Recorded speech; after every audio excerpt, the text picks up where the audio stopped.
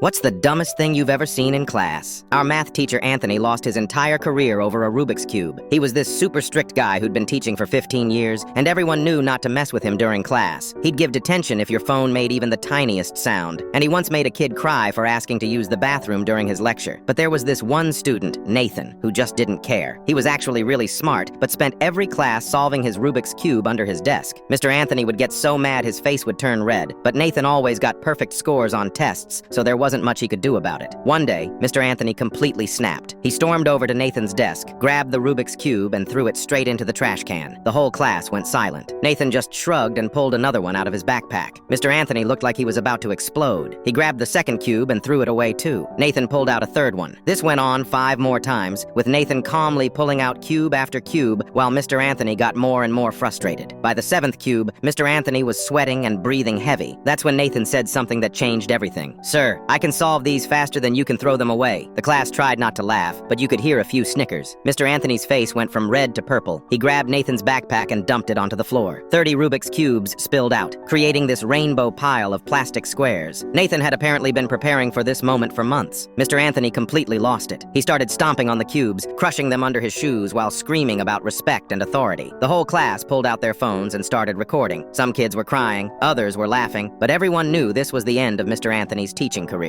The principal heard the commotion and rushed in. She found Mr. Anthony jumping up and down on a pile of broken Rubik's Cubes, while Nathan just sat there with this calm smile on his face. The whole thing went viral on TikTok within hours. The school board called an emergency meeting that night. Security footage showed Mr. Anthony's complete meltdown from multiple angles. They couldn't ignore a teacher destroying a student's property while having what looked like a mental breakdown. But here's where it gets even better. Turns out Nathan's dad was a lawyer who specialized in cases against educational institutions. The next day, Nathan came to school with a briefcase full of documents. Inside was a detailed record of every time Mr. Anthony had confiscated or destroyed a student's property over the past 3 years. The school tried to handle it quietly, but Nathan's dad threatened to release all the footage unless they made some serious changes. By the end of the week, Mr. Anthony was gone. The school had to implement new policies about teachers confiscating student property. Nathan became a legend. Even the teachers started treating him differently. Everyone knew he'd orchestrated the whole thing just to prove a point. The new math teacher let students do whatever they want as long as they maintain good grades.